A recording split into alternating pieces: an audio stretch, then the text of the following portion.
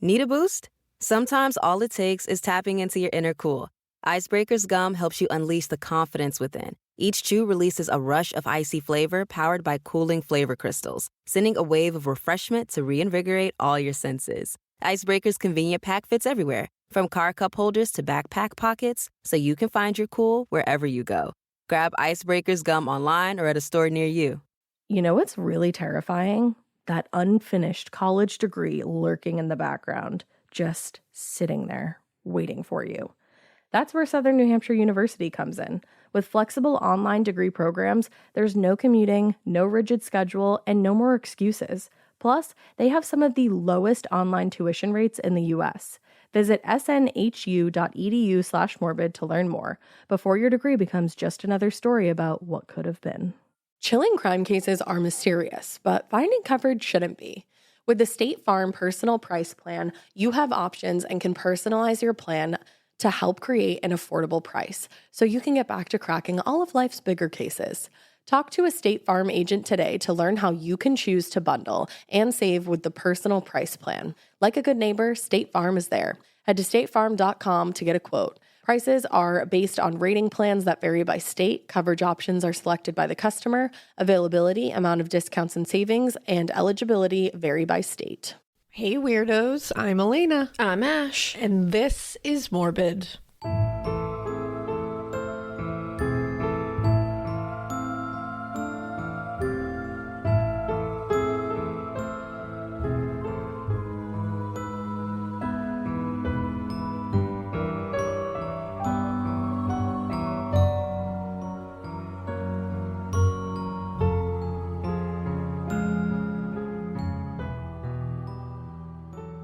Yay! Woo! Morbid party, bitches.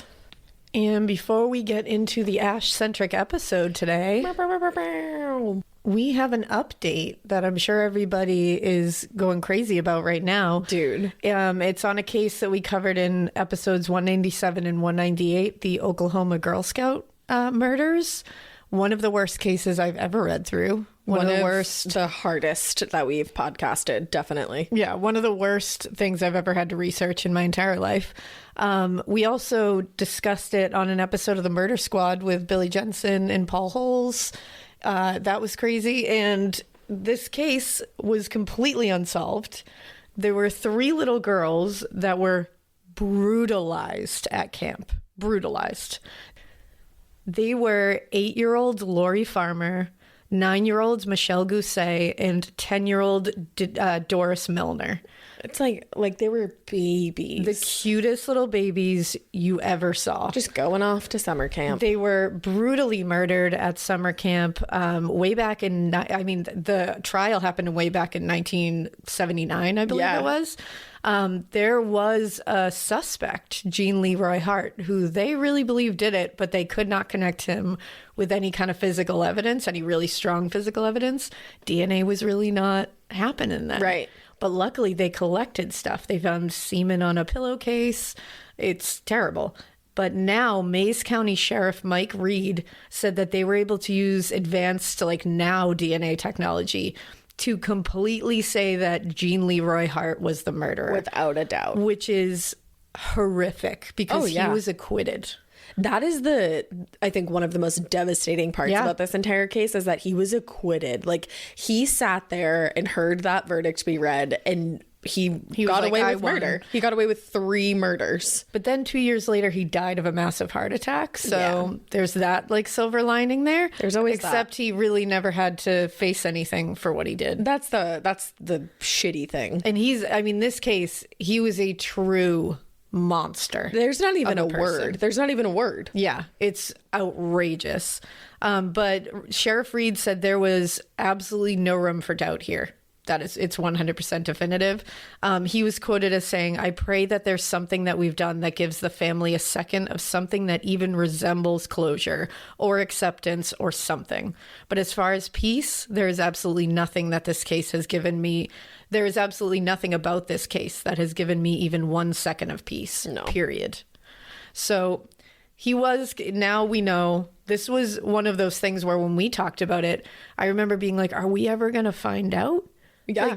Honestly. I don't want this to end with us going, well, I guess we'll never find out what happened to those poor children. Well, it's so frustrating because I feel like a good portion of people who have studied this case knew all along. Absolutely. It was one of those things that when you read it and research it, you're like, it's clear as day. He did it. And like in my mind, I was like, he did it. When you presented it, I without a doubt in my mind, I was like, yep. But when you don't have those definitive pieces of evidence, you're like, I don't want to say he did it because I don't have that DNA link. I don't have that like smoking gun. It's a big claim. And sometimes it really does seem like somebody did it and then they didn't. But this is one of those cases where there was a lot of like police work that just was like nonstop. Yeah. They really went for it. They kept it open. They kept it alive. And it's awesome. And it's great to hear. But I feel really bad that those families are kind of having to live through like another trauma. Well, because they're starting a entirely different grief process right now.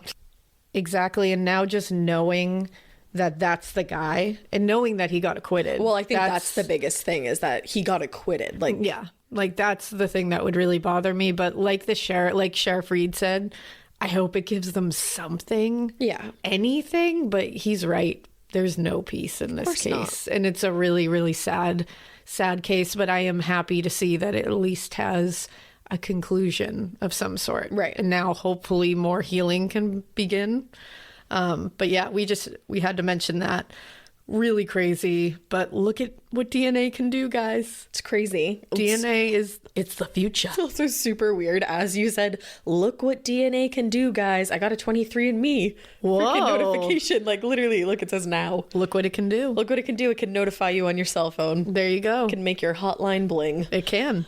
Well, what's weird, honestly, is that this case that we're going to talk about today, a lot of the movement that we're going to talk about in part 2, because yes, this is going to be 2 parts, guys. So just Another so you know, two-parter. right off the bat.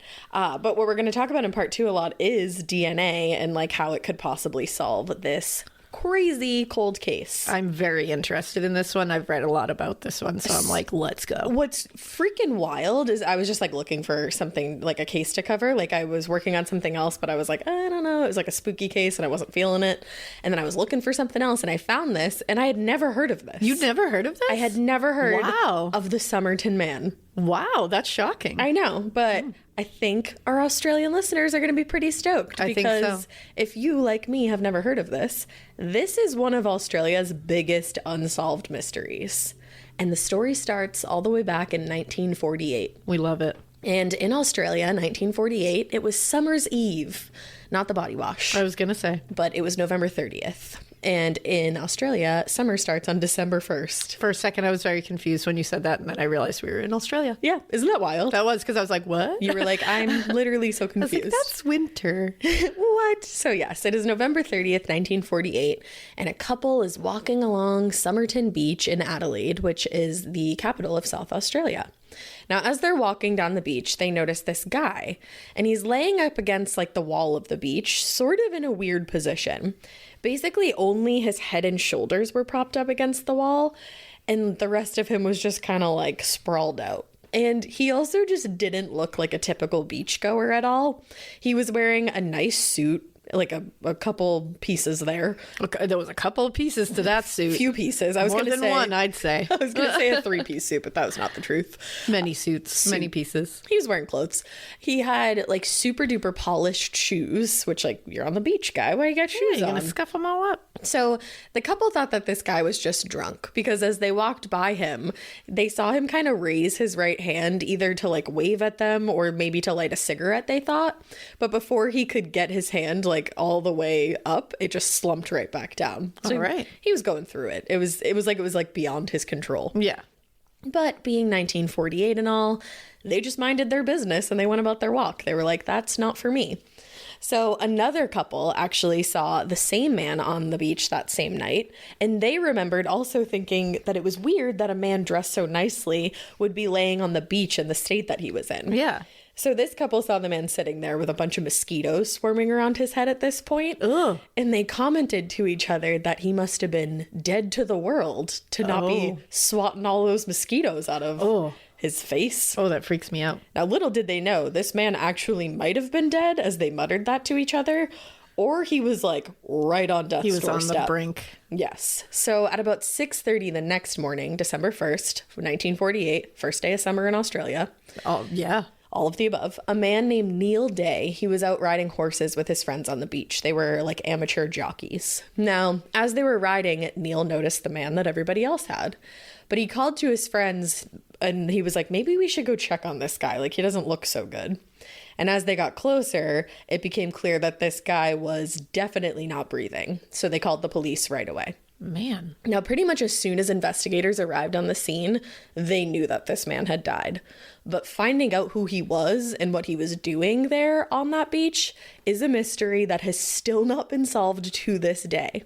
So the man, who became known as Somerton Man over the years, he had no wallet, he had no form of ID whatsoever. That's what's so crazy about this, because I've known it as like, I've heard it as like the Somerton Man and also like Tamam Shud. Yep, we'll get into that. Or is that what it is? Tamam Shud. Tamam Shud. And yeah, that's what's so wild about it, that there's no form of ID whatsoever. None. And that it's just crazy. Like this, this case is really, like we just talked about with the Oklahoma Girl Scout murders. We said at the end of that, we were like, this needs to be solved. Even though it's like dozens and dozens and like decades and decades of time goes by. It's like, come on, there's always ways. There's gotta be something. This is one of those that I'm like, you gotta know. It's one that I never answer when someone asks me if you could have one case solved. But but it should be one. Well, there's so many that I feel like I just blank when somebody asks me that. I'm always, because I always want JonBenet Ramsey. That's my number one. But there really is just an endless list, because I want them all to be solved. Exactly. But this one is up there. This one, especially now that I like dove head first into this. I'm so glad you did this one. Oh my God, it's wild.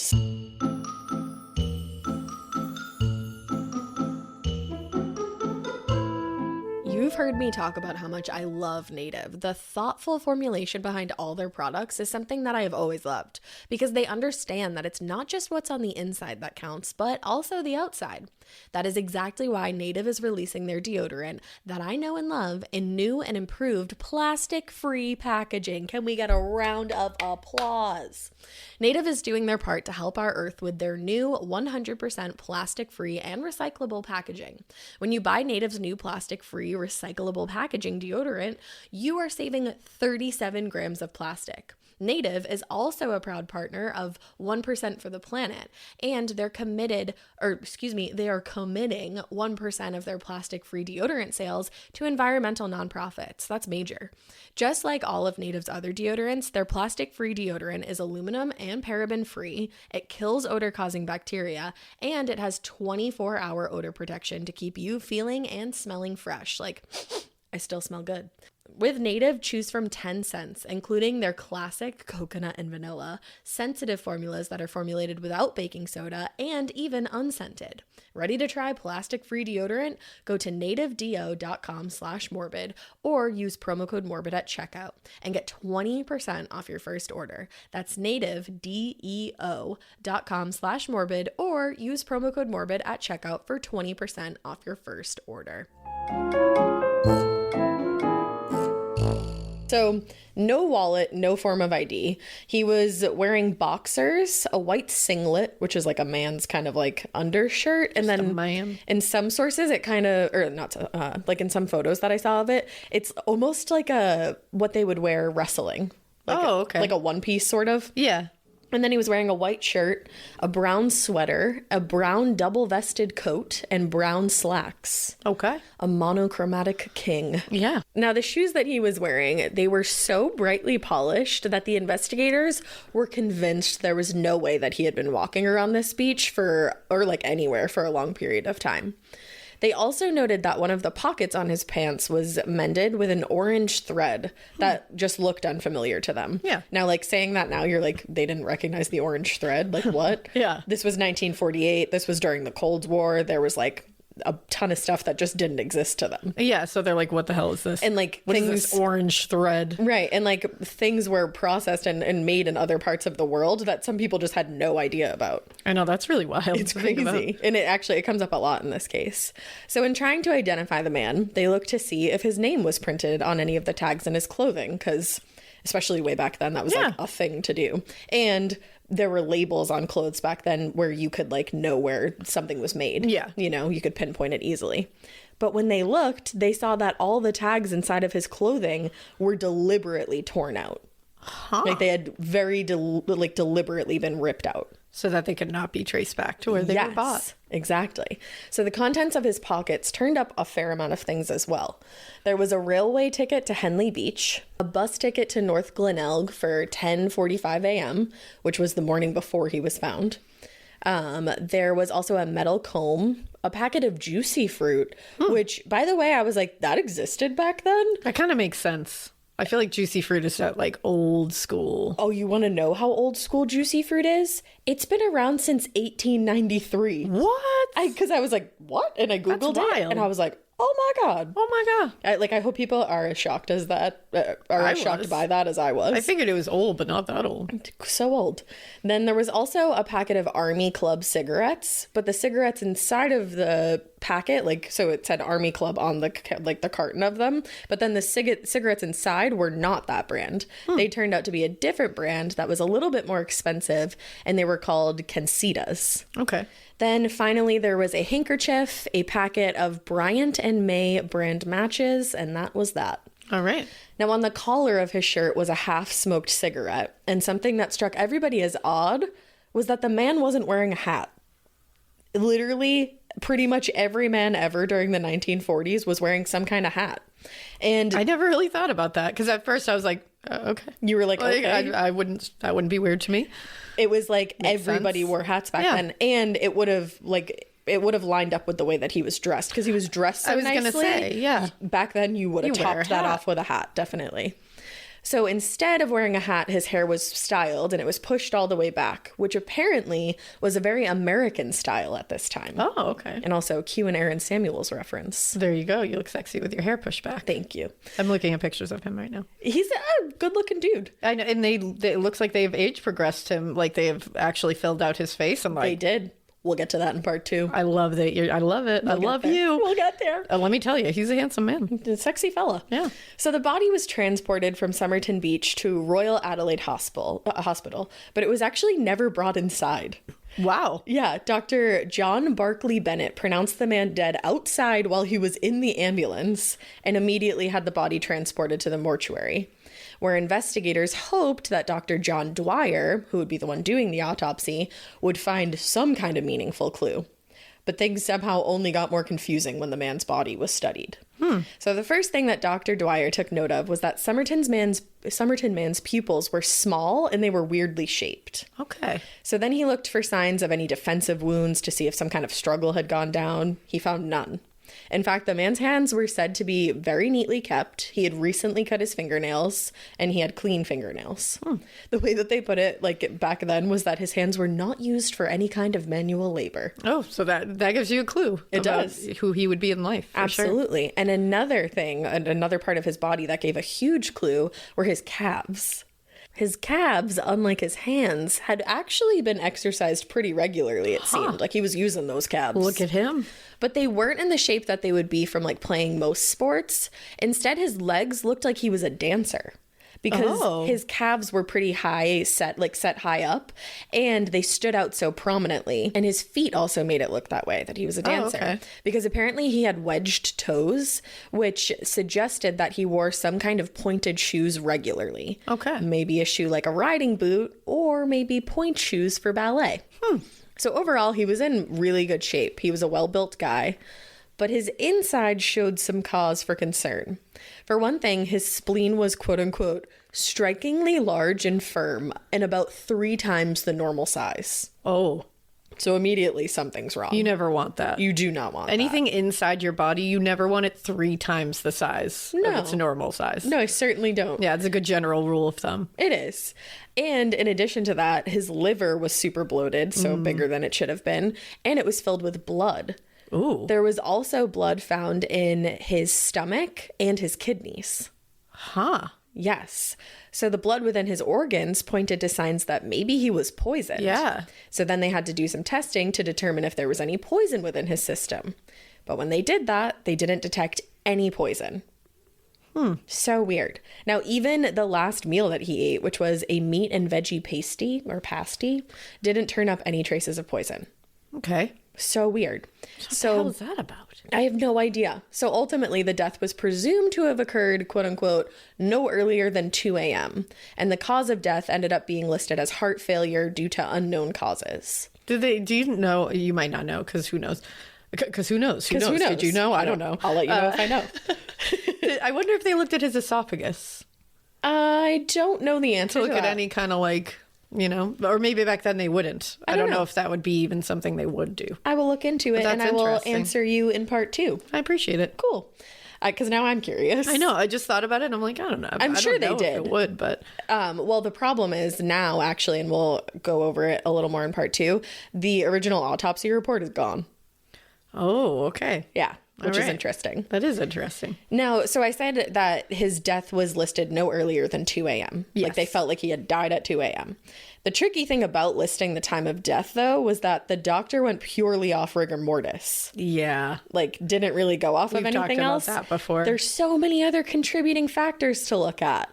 But he did his best, sort of. I mean, it's also that, they didn't bring the body inside. Yeah. The ambient temperature around the body, that all needs to be taken into consideration. 'Cause that's Exactly. going to affect everything. That's the thing. So his thought was that the man could have ingested some kind of poison like digitalis or strophanthin, which leave the body's system rapidly once they've taken effect. Oh, digitalis. Yes. Interesting. So the body was held at the morgue, and the investigators tried to figure out who this man could be, where he was from. Everyone was hoping that someone would walk in and claim the body, but it just wasn't happening. People were coming in to try to see if they could identify him, but literally anytime somebody came in and tried and they followed up on it, it was not who they thought it was. Yeah. There was a period of time where people thought that he was like a 60-year-old missing farmer, but first of all, his hands were not used for manual labor, and pair that with the fact that Somerton Man was believed to have only been about 45 years old. Yeah. Dead end right there. Doesn't work. Now, Somerton Man's info was released to the public, and the official report said he was 45 years old, stood about 5'11" inches in height. He had a strong build. He was clean shaven. He had hair that was going gray at his temples, but it was kind of like gingerish overall. Oh, love it. And his hair was fair in texture. He had gray eyes and he had natural teeth. But something interesting to note about his teeth was that he was missing his back molars, and he also seemed to have been born without his lateral incisors, Oh, okay. which are the two teeth next to your front teeth, Yeah. like on either side. Oh, so he was missing those. He was missing those, and it like he had been born without them. Yeah. So months went by with no break in the case. The man had been fingerprinted by this point, and his prints were sent out to local police stations to see if any match could be made, but none could be made in South Australia. Like no match to the fingerprints. So they sent the fingerprints out to be checked basically across the world, and nothing came back. Who the hell is this guy? I literally have no idea. I gotta know. Now, J. Edgar Hoover announced after some time that the U.S. didn't have any records of the man's fingerprints, which was definitely a letdown because there were some clues that hinted that maybe this guy was from the U.S. The first being the way that his hair was styled, and the second being the suit that he was wearing. The suit that he was wearing seemed to come from America as well. Ah. Now, furthering the story that Somerton Man had at least traveled from America was a very hopeful discovery made just about a month after the body had been discovered. On January 14th, 1949, the Adelaide railway station called the police, and they told them that they had a suitcase that had been there unclaimed since November 30th. Ding, ding, ding. Look at that date. The day that Somerton Man had arrived in Adelaide. So the police had been looking for some kind of break like this for like a month, so they hurried on over there and they got to searching the contents of this case, this luggage case. They were hopeful that they would maybe be able to find a name, but they did not end up getting a name, and it only made things way more confusing. It's like the more things you get in this case, the weirder it gets and the more confusing it gets. No, genuinely, because Yeah. every time they're walking down like a new path, you're like, oh, this is gonna be it, like this is gonna do it, and then you're like, what? They find another piece of evidence that detours them completely another way. Truly. So inside of the seemingly new suitcase, by the way, they found a bunch of clothes, pajamas, undershirts, ties, pants, all of the above. And most of the labels on the clothing had been ripped out, just like the missing labels from the clothing on the body. But the labels that weren't ripped out were labeled T Keen, but it was spelled two different ways. It was Keen with an E and Keen without an E. On the different clothing. So no leads came from searching that name, and the investigators actually came to the conclusion that it had been put there on purpose. Oh. Like this man was trying to hide his true identity. Wow.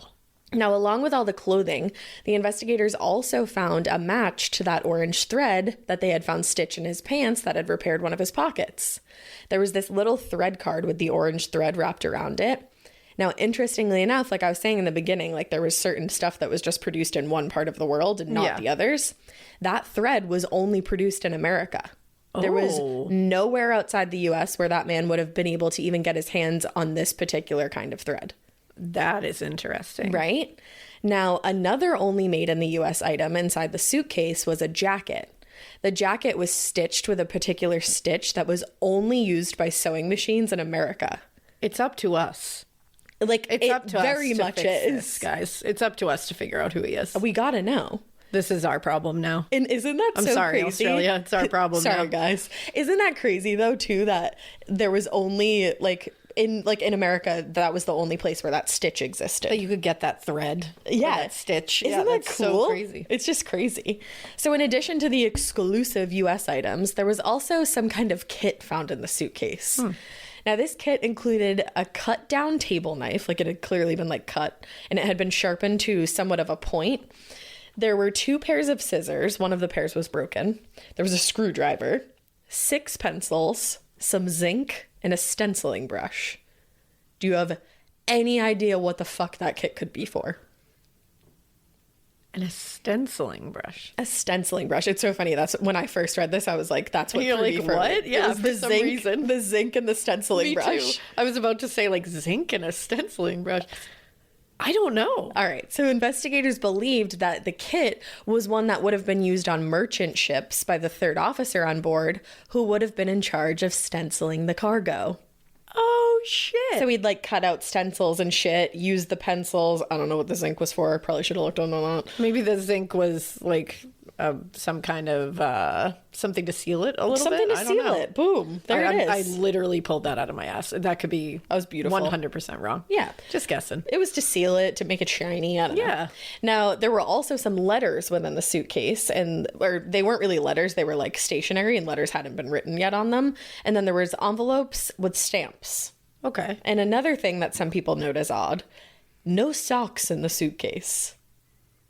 He was found wearing a pair of socks. So was he only going to wear those socks? I don't know. And then, so some people are like, well, it was the war, like there were rations, there were shortages. Yeah. But when I was looking into it, a ton of people were like, no, there was no shortage on socks back then. So that's one of the things in this case that people kind of like stick to, but there's really no explanation as to why he wouldn't. Yeah. Like it's just another confusing thing that there's really no answer to. And it really could just be one of those things where he's just that kind of guy who doesn't wash his socks a lot and just uses the same socks. Maybe he's like me and he doesn't wear socks that knows? often. Maybe his socks had a hole in them. Those are his lucky socks, maybe. Yeah. Also, I just looked it up. You make stencils out of zinc. Boom. Like you make the actual stencil. That's cool. So that's interesting. That adds up. Like that makes whole sense. thing together, I feel like that makes a lot Yeah, of that sense. definitely makes sense. Cool. Yeah.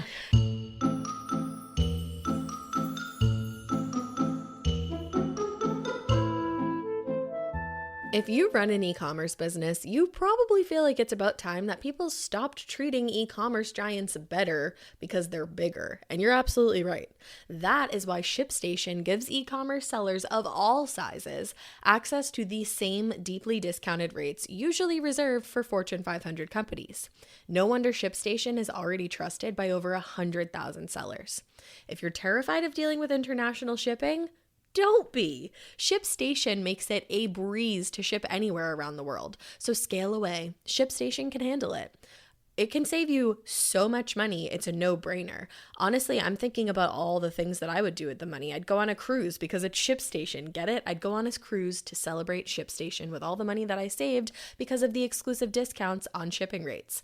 And guess what? They don't just save you money, ShipStation, but it's a good place to start. You also get deeply discounted shipping rates normally reserved for Fortune 500 companies, and ShipStation works with over 45 carriers. You can easily compare rates and delivery times to quickly find the best option for you that works every time. It works with over 300 platforms, Amazon, eBay, Etsy, and more, and it automates processes like fulfillment and tracking so that you can save your time and manage your orders. In fact, 98% of companies that use ShipStation for a year keep using it as long as they're in business. Don't let the big guys keep all the good discounts to themselves. Sign up using promo code MORBID for a free 60-day trial at ShipStation.com and start saving with every shipment. That is 2 whole months of discounted shipping absolutely free. Just go to ShipStation.com, click on the microphone at the top of the page, and type in MORBID. ShipStation. Make ship happen. So the staff at the railway station, they were asked if they remembered anything about this guy, but it's a fucking railway station. They were like, I have no idea. Oh, a guy in a suit? Yeah. They you were like, oh, everyone Yeah, that I definitely walked through here? I saw him. Yeah. Like I saw hundreds of him. Literally. So nobody held that against them because they were like, yeah, this is busy.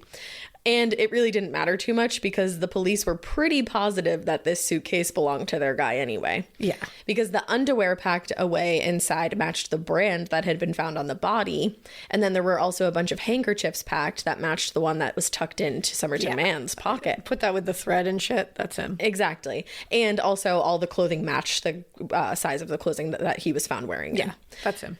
Yeah, it's him. So based on what they had found, they thought that it might be a good idea to check the different ship records and immigration records too. Yeah. Since this man really didn't seem to be like he was from Australia.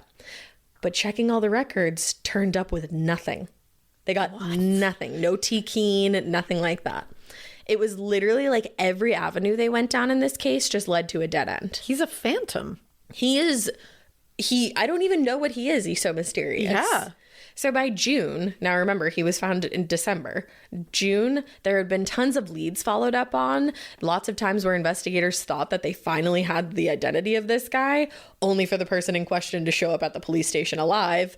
And at this point, they were going to have to bury the body soon. Yeah, they can't just hang on to that They forever. cannot. It had been embalmed within days of arriving in the mortuary, but it was starting to decompose, and they were like, we can't keep this. Yeah, and it's just like, honestly, it sounds like, like cold, but it's like, you don't have room for that. You can't just hang on to a body in a morgue forever. It's got to be claimed or something needs to happen. Right, exactly. So in order to get the man buried but still have access to him when they needed it, they decided to have a taxidermist come in to do a plaster casting of the man. So Paul Francis Lawman arrived at the morgue for the first time on June 2nd to see the body. And then by June 10th, the plaster mold of the man was made from the shoulders up, just like a bust, basically. Yeah. Now, just days later, a man named Sir John Cleland arrived to examine the body one final time before he was going to be buried, because the original coroner had actually written to Sir Cleland back in April to see if he could help. He had a great reputation. He was a professor of pathology at the University of Adelaide, which is going to come up a ton in this. And he was called in for cases like these where everybody was just stumped. He had performed more than 7,000 autopsies during his time. So he was a good dude to have in your corner. He knew some stuff. He had seen some shit, but he hadn't seen this. So he looked over the body again. He was actually the one to note how shiny the man's shoes were and say like he couldn't have walked along the beach very far this day. And he was just as convinced as the original coroner that there had to have been some kind of poison used here based on the evidence from the organs. But at the same time, he was surprised to hear that there was no vomit on the area on the beach where he had been found and no reports of anyone seeing him go into convulsions. Because usually those are two things that will happen if you've been poisoned. Yeah. And, of course, he was very surprised at the lack of poison detected within the body. So he's looking it over. Once he finishes looking over the body itself, he moved on to the clothes that the body had been dressed in that day. And it was then that he made one of the biggest discoveries in the case's entire history. Although it wouldn't actually seem to be that big of a clue right away. inside of a hidden pocket, or more realistically, a fob pocket, which is where men could hold their pocket watch. Oh, okay. Yeah. Sir John Cleland found a rolled up piece of paper. It was like rolled up tightly. I'm shocked that they hadn't found this. It's crazy. Until then. The pocket was very, like, it was like quote unquote hidden. Like, it was kind of, you wouldn't be looking for it. Still. I mean, you should be looking for it as an investigator. I was going to say, when it's your sole job to be looking for it, I feel like you should have found this one. But Sir, I'm going to call him to the carpet right now. You should have found it. You should. Yeah. John Cleland had to have his moment, though. I'm glad he did. He's like, I'm a bad bitch. He deserved it. So, of course, I'm going to find something huge in this case. Absolutely. Now, the paper had very clearly been ripped from a larger paper, and the words Tamam Shud were typed in decorative font on the paper. So no one in the room was quite sure what those two words meant or where they even originated from. But they thought enough to put the discovery in the local paper, basically saying that the words looked like they had been ripped out of a book and to come forward with any information that someone might have. And in the meantime, they had a body to bury. So Somerton Man was buried on June 14th, 1949, in West Terrace Cemetery. The secretary of the South Australia Grandstand Bookmakers Association, a man named Mr. Alan Saunders, and the rest of his team, they felt like this man shouldn't be buried in an unmarked grave just to be, like, forgotten. Yeah. So they banded together and they purchased the plot where he was buried and the headstone that marks his grave. Oh, that's really nice. Right? So they actually had the wherewithal, too, to bury him in a spot where they thought that it would be easier if the body needed to be exhumed someday. Yeah. So they did that on purpose, which I was like, Smart. that's pretty cool. That is. Now, his headstone read, "Here lies the unknown man who was found at Somerton Beach, 1st December, 1948. Ooh, that's chilling. So creepy. Even more creepy is that apparently flowers would be specifically left on the gravesite during springtime, and it seemed to be at, like, certain kind of intervals as the years went on, even up until the late 70s. I was just going to say, set up a camera. And then I was like, it's the 40s. It's the 40s. Yeah, I don't think they just have like a tiny little video camera. And they could have staked it out. They should have staked it out. Very much. Because my first instinct was camera, but I quickly realized where we were. But you got eyes. But like that's where I was going exactly. Yeah, you were getting there. Stake it out. They should have. See who it is. They didn't. Oh, come on, guys. Yeah. So soon there was a lot of there was a lot of great work, I have to say. For sure. A lot of great work. A lot of not so great work. Yeah, there's just a couple of things that you're like, come on. As we get through, there's going to be a couple more things that you're like, I don't understand that choice. Not like crazy major, but just like, things. Guys, what? So soon after Somerton Man was laid to rest, the police were contacted by a man who worked as a reporter. He had seen the information about what was found inside the man's fob pocket, and he wanted to offer a bit of a tip. He told them that the words printed on the paper were Persian, and they meant either is over or is finished. Ooh. So that's creepy. Ooh, that's really chilling. He also told them about a book called the Rubaiyat of Omar Khayyam, I believe is how you say it. The book was a collection of poems, which is why it was entitled Rubaiyat in the first place. In Persian, a Rubaiyat is a verse or are verses of poetry that consist of 4 lines. Okay. Now, he wasn't like, oh, by the way, here's a random book recommendation. Like, I think you should read this. The reason he was telling them about this book was because the book ends with the words Tamam Shud. Oh. It now seemed like the random paper in this guy's pocket actually had a hell of a lot more impact on the case. Huh. So the author of the original Rubaiyat was Omar Khayyam, I believe is how you say it. I looked it up and I think I'm saying it right. It sounds good. I hope so. Now, he was from what is now known as Iran, and he lived there during the 11th century. So he had a lot going on. Yeah. He was not only a mathematician, but he was also a philosopher, an astronomer, a physician, and a poet, hence the poetry book. He's busy. He's booked and busy.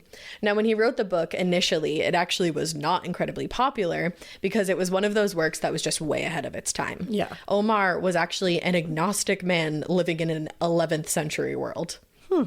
Not as catchy as Xenon, but whatever.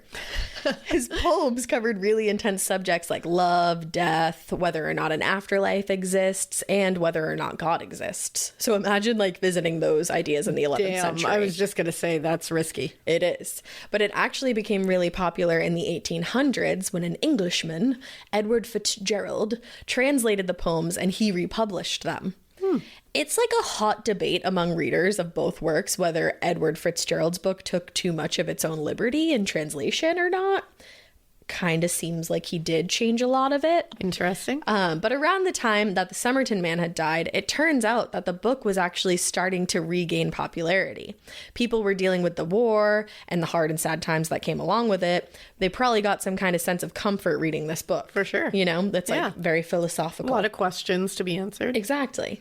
So by 1950, though, there had been multiple different publications. So if the Somerton Man's piece of paper belonged to the end of someone's copy of the book, law enforcement wanted to know who was in possession of this book, but it was going to be really hard to figure it out because there was tons and tons of different copies. Yeah, of course. Now, first, they had to deal with a coronial inquest regarding Somerton Man's death just days after he was buried.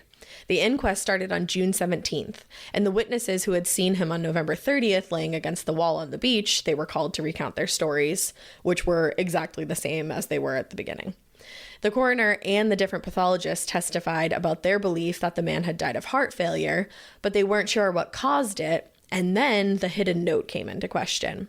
When asked what he thought the poem meant and if he believed it had anything to do with why the man had died, the detective who had been on the case responded, "The poem itself simply means that we know what this world has in store for us, but we do not know what the other world has in store. And while we are on this earth, we should enjoy life to the fullest. And when it is time for us to pass on without any regrets." So, Okay. Sir Cleland, who was the one to find the note, he now had an opinion on the overall case. He was definitely still leaning toward the Somerton Man ingesting some kind of poison, but because of the note now, he didn't think that the poison had been administered to him. I was just going to say. But rather that he took the poison himself as a means to kill himself intentionally. Okay. So Cleland explained to the court, or excuse me, Sir Cleland explained to the court. Yeah, give him that, sir. I mean, he earned it. He did. He said, "I think the words were put there deliberately and indicated that he was fed up with things." Yeah, I get that. I could see it. I mean, It literally means the end or is over. Yeah, like finish. He's like, "I'm done here." Yeah. And then finally, a man named Cedric Stanton Hicks got on the stand to testify. Cedric, who was a professor of human physiology and pharmacology at the University of Adelaide. There you go. He testified that there are 2 poisons he knew of that could kill a man and not leave a trace. But he was worried about saying their names aloud in the courtroom, so instead he wrote them down on a piece of paper and handed them over. Because he was like, Because he didn't want, like... I am not letting you all know what these wild poisons are. That you can get away with it if you use them. Exactly, because they were kind of, like, accessible during this time. Like, not, like, super, but a little bit. You can find them. He named the poisons as digitalis and strophanthin, like we had said earlier. So at this point, I was like, cool. What are those poisons, though, and where do they come from? So I'm sure you know this. In looking into digitalis, I learned that it comes from the plant foxglove. Yes. And I got all the information on digitalis from the American Association for the Advancement of Science website. Woo! Or, excuse me, the Advancement of Sciences website. There you go. So digitalis, as you might know it as foxglove, was one of the poisons referenced that could have killed Somerton Man and left no trace. Now, the use of digitalis in medicine actually dates back to the 1700s. A British doctor named William Withering, You got it. He discovered that he could make a powder from the dried leaves, and he could use it to treat various things like edema, epilepsy, fluid in the lungs, irregular heartbeat. And he had said that he didn't prescribe the medication often, though, because in larger doses, it can be toxic, and it can cause a whole host of problems like vomiting, impaired vision, which makes things either yellow or green, interestingly enough, and secretion of urine, and ultimately death. Ooh. Now, actually, just like a very random fun fact, Van Gogh's yellow period is said to have come from a time when he was prescribed digitalis for treatment of his epilepsy. That's interesting. Yeah. And I guess he also did a lot of paintings of his like doctor at the time who was prescribing his medication. And a lot of times in the photos or in the paintings that he would do, the doctor was holding foxglove. Oh, look at that. Isn't that interesting? Oh, that's really interesting. Yeah. So then Charles Edmund Cullen, that doctor who may have killed hundreds of patients. Whoops. You know that guy? Yeah. He used digoxin, or I need to look that up. This is what this was in the Dorothea Puente? Yeah. Yes. Did I say that? Digoxin? I think you did, yeah, because I think I said it wrong. Okay. So I think, yeah, this is all Very similar. Isn't that crazy? Wow. That's what he used to kill his patients. Now, digoxin, if I'm saying it correctly, is the cardiac glycoside that is found in the leaves of digitalis, and it can be used to lead to more calcium being stored within the heart cells, which in turn leads to the heart to work better. But in large amounts, it can make the heart work too much and go into cardiac arrest. Could this have been the reason why Somerton Man's heart failed? Yeah, absolutely. Maybe. Or it could have been that other one that Cedric Stanton Hicks mentioned, strophanthin, that other poison. Strophanthin is actually an herb that was most famously used in Africa. And in those times, they used to use it for poison arrows that would be shot into the enemy. Oh, damn. But in the late 1800s, it actually became a replacement for digitalis because it does pretty much the same thing. Yeah. Same thing to your heart and everything. But in large doses, it can cause nausea, vomiting, changes in color of one's vision, and heart problems. Okay. So it could be digitalis, it could be strophanthin, it could not be poison. We literally have no fucking idea. It all makes sense. But that was a fun aside.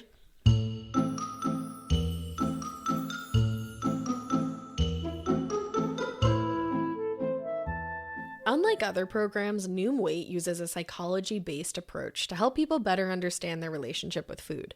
It teaches them how to be more mindful of the way that they eat, and it gives them the skills and knowledge they need to build long-lasting, positive habits. Personally, my experience in the past is always being incredibly overwhelmed when I start the process of getting back into my health grind.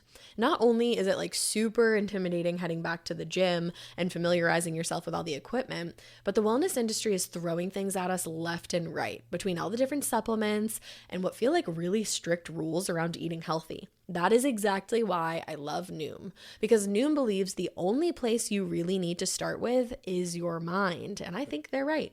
With Noom Weight, you'll take a path toward better health one lesson at a time. Their psychology-based approach helps you change the way that you think about food and health rather than demanding you to change your entire lifestyle. That's just not going to be sustainable. When I started with Noom, I had no idea that there was so much psychological meaning behind all the different choices that I made surrounding my diet. Let me give you an example. Personally, I grew up always having to finish the food in front of me, like that was on my plate at dinner. That's just the way I grew up. So over the years, I wouldn't listen to my body when I was full because instead I was subconsciously following rules from my childhood. Ever since then, I've recognized that, and it's become so much easier to listen to my body. And now I recognize when I'm truly done with a meal. I'm also enjoying exercise so much more than I used to because I'm eating cleaner, I'm fueling my body, and I'm looking at exercise as like this amazing thing that my body can do instead of a weird punishment for eating a cupcake. That's so silly. Noom truly feels catered to my personal experience, and I appreciate that. Noom doesn't believe in restricting what you can or can't eat. Instead, Noom gives you the knowledge and the wisdom that you need to make informed choices that help you get closer to reaching your goals. Noom understands that building long-term positive habits can be hard and filled with ups and downs. That's why Noom believes it's about progress and not perfection, because everybody's journey looks different. Start building better habits today. Sign up for your trial at noom.com/morbid. That's NOOM.com/morbid to sign up for your trial. Let's talk about a platform that I think is going to change your entire life. It just so happens to be today's sponsor. Listen to me. Not all work collaboration tools are created equal. Some of them help you organize your company's information, and others allow you to manage projects together. Get this, Notion, today's sponsor, Notion does both. It's one tool for your whole entire team to do it all. It's so beautifully designed and everyone's going to want to use it. Do you constantly find yourself with 50 tabs open a day, hoping that you can just like hop between the tools just to do your job? Well, Notion is the most customizable tool that helps teams organize information, manage projects, and get more work done together all in one place. More than 70% of teams that use Notion stopped using 2 or more tools because they just didn't need them anymore. And that's the other big thing. In a remote/hybrid world, when information is scattered across tools, it's really hard to have the full context to get your work done, especially when you're working cross-functionally. Notion provides a home base for your organization and your team by combining note-taking, document sharing, project management, and wikis all into one tool, giving your teams full transparency into each other's projects and everyday workflows. The best thing is that it's for companies of all sizes. Notion provides one central and customizable workspace that can be tailored to fit any team and bring all teams together to get more done and move faster. That's like the best thing that you could possibly do with any work that you're doing. But here's a good question. What sets Notion apart from other project management tools? I'm going to tell you. It's that it not only allows you to be more efficient in your work life, but it can seamlessly transition into being a useful tool in your personal life. With powerful integrations, an API, and seamless navigation, you'll have everything you need in one spot so that you can make speed your advantage without the silos and context switching that slows companies down. Plus, Notion has a worldwide network of millions of users creating templates, tutorials, and new inspiration. The product is getting better all the time, and you'll always have the support that you need. Learn more and get started for free at notion.com/morbid. That's notion.com/morbid to help you take the first step toward an organized, happier team today.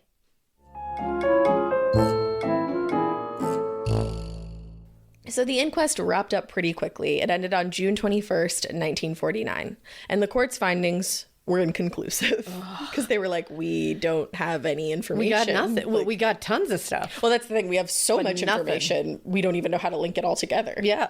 So things were quiet until about a month after the inquest, and they picked back up again when a businessman walked into the police station on July 23rd, and he told the police working there that he had a copy of the Rubaiyat. I said that like super weird, the Rubaiyat, and the ending page of his copy had been ripped. The part that had been ripped out was where the words Tamam Shud should have been printed.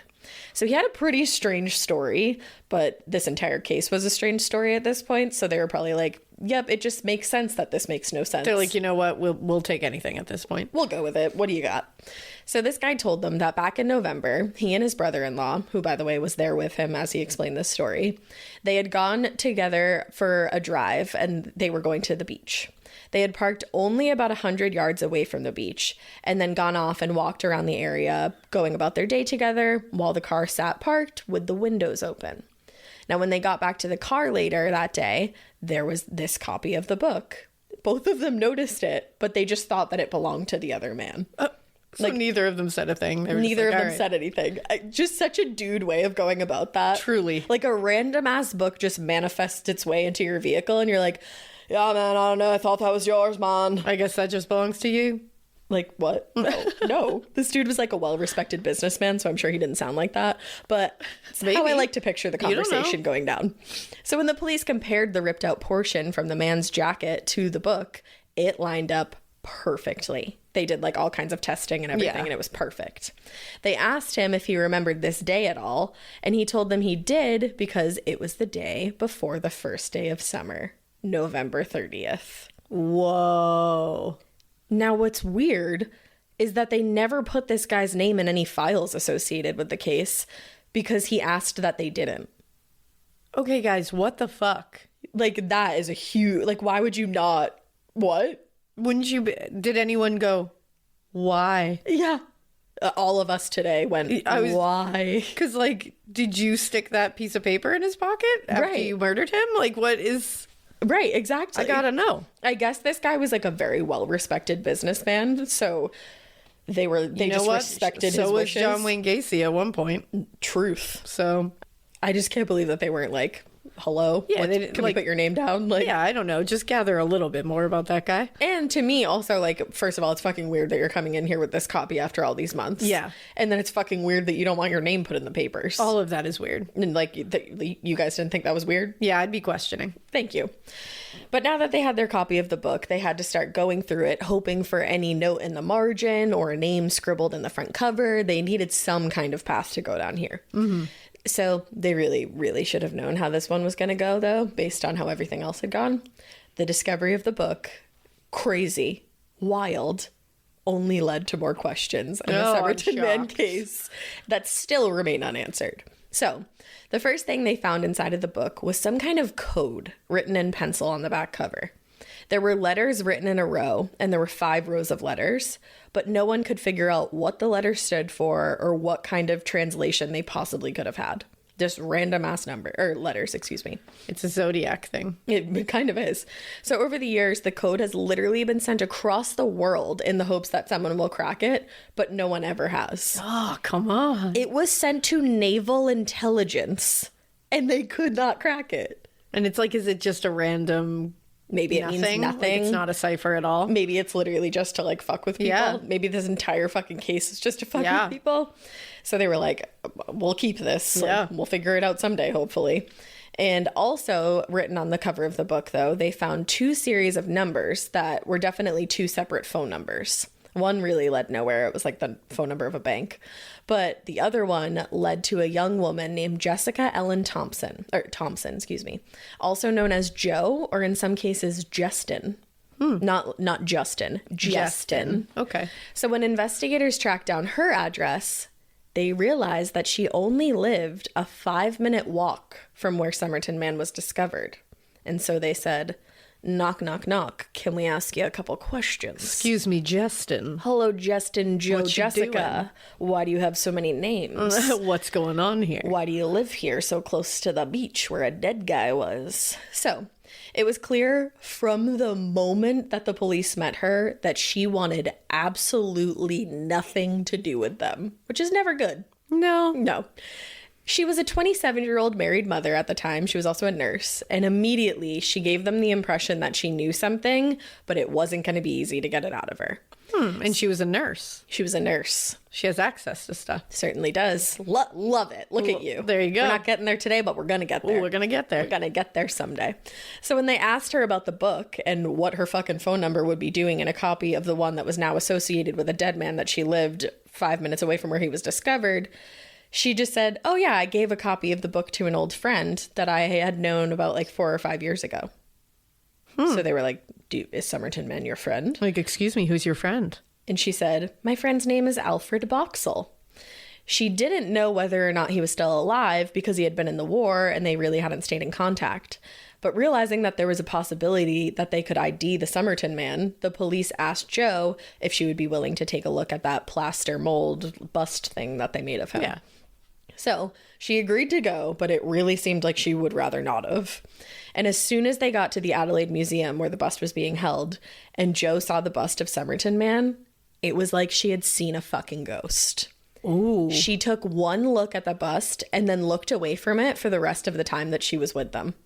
One of the detectives on the case, Lionel Lean, said it seemed like she was, quote, completely taken aback to the point of giving the appearance that she was about to faint.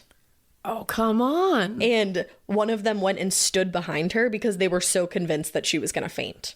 And that's just a bust. That is Like, you're not literally even- just a bust. You're not identifying the actual body here. No, she knew him for sure. She very clearly recognized this man. But when they asked if she knew if she knew who he was, she told them she didn't. She had no idea who this was. What the fuck? When they asked her if it was Alfred, they said, could this be Alfred? She said, I don't know. I don't know. I'm like, that's like a friend that like you gave a book to, like that, it's a book of love poems. You know what that is? That's a yes. I don't know is always a yes. It's a yes. 9 out of 10 times. Any other follow-up questions that they asked, she either said, I don't know, or no. She gave him a hard no, or I don't know. Whoa. She also asked that her name not be written down in any files or associated with any files on the case. And the police said to her, they said, okay, cool. Oh my God. Why would you not?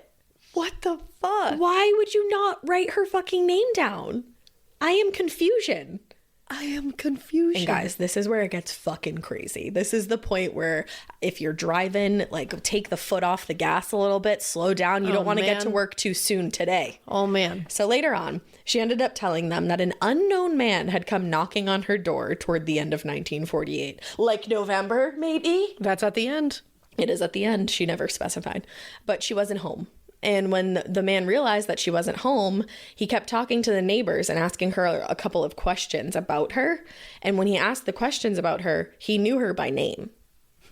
So that was weird. And she never found out who this was. Apparently, he never came back again. So she just completely forgot about the entire incident until like this whole thing stirred up the memory. Which it's like, you just let that go. That's the other Like, thing. weren't worried about it at all. I would be so freaked out if Yeah. somebody like was asking my neighbors questions Around about my me. house? And Like, what? And they described him and I was like, I don't know who that is. Yeah, that's Freaky. weird. So with that, the police realized that their next step would be tracking down Alfred Boxall to see whether or not he was still living and whether or not he had the copy of the Somerton Man, or he did not have a copy of He didn't have the copy of that? He had a copy of the Rubaiyat that Joe said she'd given to him. Because they're like, is he Somerton Man? Yeah. Is that who that is? No. No. They were able to track him down in Not Sydney. Alfred. He was alive. He was well. Did he look like the bust at all? Because the fact that she was like, I don't know. I'm like, you don't know what your friend looks like? He really does. Like, if you Google a picture of Yeah. Al Boxall, he doesn't. It's Boxall. Like, I don't really think he does. I'm also kind of bad at that. But I'm gonna look. they were just like, okay. So they go find him. He's alive. He's well. And he was happy to show them his copy of the Rubaiyat that Joe had given him all those years ago. She had actually given it to him right before he was going off to war. And as they were sitting there, he was like, do you guys want to hear the story? You guys want to know about this? Yeah, of course I do. Or they were just like asking him a lot of questions. But he told them the story. He said the two of them had met up at the Clifton Gardens Hotel in Sydney, and they were going to have some drinky drinks before he was shipped off to war. Now, this was summertime in 1945, and Joe had brought along the book as a little send-off keepsake present. And she wrote in the front cover for him a quote from inside of the book, and she signed her name, Justin. At this point, the police knew that Joe had a couple of different nicknames, but they did start to scratch their heads when Al Their said collective head. they only had one. Well, no, you never know. Sometimes. But Al said that was how Joe introduced herself to him, and that was the only thing he had ever heard her called was Justin. He never heard her get called Jessica or Joe. And he was like, oh yeah, like that's Justin. That's And they interesting. were like, okay, weird. Another thing that came up in conversation later down the road with him was his line of work. It was later found out that he worked in intelligence while he was in the war. Okay. And when they asked if that was something that Joe Justin knew about, he gave a very vague, weird reply and said that she would only know that detail about him if someone had told her. Huh. Okay. Why are you guys being so secretive? Yeah, like this is weird. The two of them, I'm like, you guys are weird. But like working in intelligence and stuff, it's like, is that where that cipher code came from? Girl, you're Are asking we, like, all on the it? right Oh, I'm questions. We're not glad. there right now, but part 2 is where we're Cool. going to All right, get I'm into setting all it that. up. You really are. I'm setting it up. So we're nearing the end, but before we end this, I do have to leave you with another pretty significant event that happened during the summer of 1945 that Jessica Joe Justin, mysterious Mademoiselle, was also connected to. So a man named Joseph George Saul Haim Marshall. He was Yes. found dead on a beach called Ashton Park in Mosman. He was laying on the beach on a rock ledge, and he had a vantage point where he would have had a great view of the water, kind of similar to how Somerton Man was found. Yeah. His body was found June 3rd, 1945, and it was determined that he had ingested some kind of poison. Oh. The official ruling of his case was that he had killed himself intentionally. Okay. He did have a history of attempts at suicide, and he also had been institutionalized at one point during his life. Okay. Apparently, when he was younger, I think it was when he was like 7 is what it said, he had suffered a head injury that kind of caused a lot of problems like Oh, that for that's the rest sad. of his life. And he had a lot of depression and mental illness. But weird stuff going on. Yeah. There was a bottle of lemonade next to him. It was like pretty much empty, but it had some kind of powdery substance inside. There was a glass tumbler, and his head was lying on a newspaper dated May 20th. He had also been doing some light whimsical reading at the end of his life Oh, yes. because on his chest laid an open copy of a poetry book. Which one? A poetry book. I don't know if you've Do heard I of know it. it? I think you might. It's called the Rubaiyat. Come on. He had an open copy of the Rubaiyat laying on top of his chest. I feel like this has to be a rare occurrence. Like, this is a weird coincidence. So fucking weird. That's not dude. just a book that's floating around everywhere. I mean, it was like, But like that. but like it's people aren't like, why are people dying? With Well, it? that's the thing. It's like they're just the significance of it. That's the is thing. weird. It Yeah. is, and it's all in the same area. Yeah. Now, when his copy was looked through, there was a pencil mark around the lines. Make the most of what we, make the most of what we yet may spend, before we too into the dust descend. Dust into dust, and under dust to lie. Sans wine, sans song, sans singer, and sans end. Also, can I note that this book seems like very pretty? And I was want just one. going to say, that's like beautiful. Part of me like really wants a copy of this book, and part of me was like super close to buying one while I was doing this. And then I was like, but is this book like a cursed object? I know. I'm like, I don't know about that. I don't know. Like, I don't want to. Sounds beautiful, though. It sounds gorge. So why am I telling you this? Why? What connection does this have to Joe? Give it to me. The area where this man, George Marshall, was found was walking distance to the Clifton Gardens Hotel, where Joe and Al would later get drinks that summer. Ooh. It's believed that they were at the Clifton Garden Hotel in August, so that would have been like 3 months after George had died. Okay. Or 2 months, actually. Weird. Yeah. That's a weird little connection. It's weird that they were there afterwards. And it was Yeah. like, but it's like she lived so close to where Somerton Man was found. And then we know that she was at this place where it's like a 5-minute walk as well from where another Yeah. guy died with a copy of the Rubaiyat on his chest. This is a lot of weird coincidences. It really is. So over the years, it's been debated actually whether or not George Marshall's copy of the Rubaiyat was a false copy or not, because there was only supposed to be a certain number of printed editions of his particular copy, and his being in existence basically meant that more copies had to have been printed. Oh, okay. So according to Professor Derek Abbott, who we are going to talk about a ton in part 2, around the time of the war, like while this was all going on, there was a lot of what he called backyard publishers, and they would print rip-off editions of books to make extra money. Oh, okay. Yeah. I could see that. So that seems to be the case with George's copy, but either way, it was still a copy of the Rubaiyat. Yeah. Now, another connection that possibly links Joe, Al, George, and possibly even Somerton Man is a Bohemian club called, it's either Pockies or Packies. Okay. The only one with a confirmed link to the club is Al. He had a friend, a famous Australian author, Xavier Herbert, who was a known attendant of this club. He used to go all the time.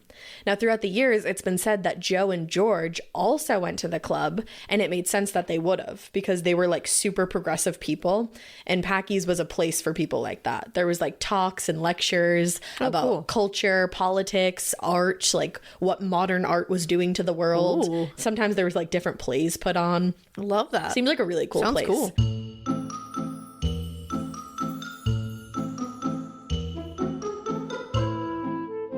Most cat litters can honestly make it harder to take care of your cat. They get super clumpy, the dust goes everywhere, your house is a mess, it smells bad because they don't even trap odors very well.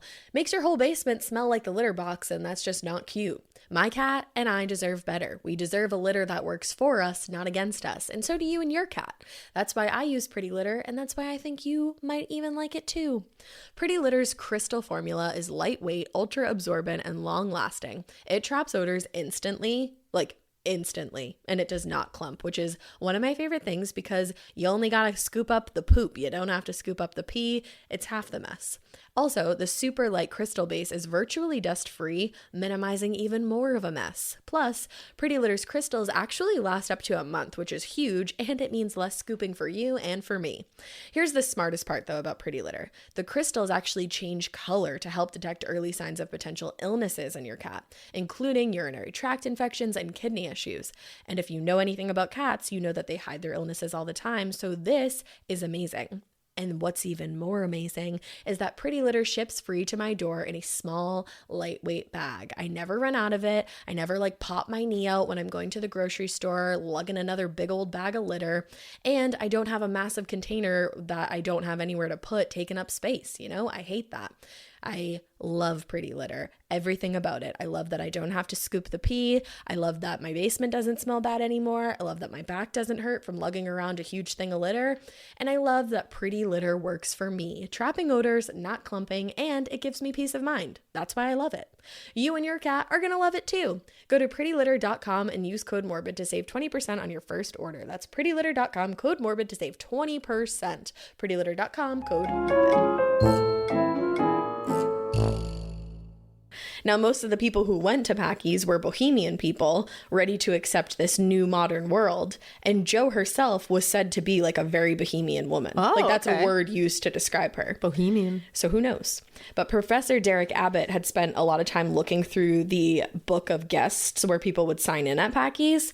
But in doing so, he found out that they only used it during special events. Ah, la vie boheme. So until, I love it. I love it. So until we get a solid picture or some kind of evidence like that, we'll just have to stick to some casual speculation. Yeah, of course. But just like a random note. Yeah. So, in part 2, I will officially introduce you to Professor Derek Abbott. I'm ready. We're going to talk a ton about his role in the case because it's crazy and he's done a lot of work into this case. We're going to dive into some possible family connections to Somerton Man, Ooh. his potential descendants and all that. And then we're going to get into some theories about who Somerton Man was and what the hell happened to him. Yes, because hopefully DNA. Hopefully we'll get an answer here. So that's the thing. When we get into part 2, we're going to talk a lot more about DNA. And I think there's been a lot of headway made in this case in the past year or two. I think, and a lot of other really professional, people who have studied this case so well, they think it's going to be solved soon. You know what? If I've learned one thing from Sarah Turney, and I've learned a lot of things from Sarah Turney, it's that a case, it can always be solved. It's very true. And we should never say that it can't be solved. Yeah, you can't give up on it. You can never give up. And I'm not going to give up. I wouldn't give up on this. No, I'm not gonna. I'm not gonna. I'm not. You're like, damn it, I will not. No, I feel like everything you have presented, and I'm really excited for part 2 because Part 2, I'm in. Part 2 gets crazy. We And go I'm into in. Punnett squares. We go into fucking genealogy. I love a Punnett square. Oh, bitch, I used to love a good Punnett square. Who doesn't? We go into how the ear is constructed. You know, the ear is the one thing that used to fuck me right up in biology and anatomy because the ear is very complex. It is. And do you know that I was thinking of you the entire time that I wrote the section? You knew. I used to bitch and moan about the ear. Those little bones. I remember your flashcards with all the ear Lord. fucking the tiny little bones of the ear, all those little parts. We're going to talk about the cavum and the Simba. Oh, there we go. So, and bringing me back. I have a fun little way and I wish that I had known this back then. And it's so funny. I came up with it so I could retroactively help you. Oh, you know what? I love that. You're welcome. It's a way to remember which one is which. I love that. But I'm going to save it for part 2. I'm going to save it. I'm stoked for part 2. I'm probably going to record it tomorrow. And I mean it. Yeah, I mean, this is definitely, I'm itching to know the end of this whole thing. Even though we're not going to have an answer, it's nice to be able to get more stuff to be like, what the fuck is going on here? It's like a fun prequel to later on this year when we find out what happened. Yeah, and then do another episode and be like, whoa, cool. I want to have Professor Derek Abbott on. Oh, that'd be sick. I'm going to reach out to him. So hello, sir. I'm going to give it a go. He's a very busy man, so I expect nothing, but we'll shoot our shot. We'll shoot it. Always shoot your shot. Yeah. You know, the worst people can say is no. You only got one shot. You do. One opportunity. Don't miss your chance. To blow or go? I think it's to blow. Not miss your chance to go. To blow. I think this opportunity comes once in a lifetime. I almost lost that. All right, well, we got it. We hope that you keep listening for part 2. We hope you keep it weird. But it's really, the lyrics of the Slim Shady song. Yeah. Who even am I? We know. We're just tired. Blow.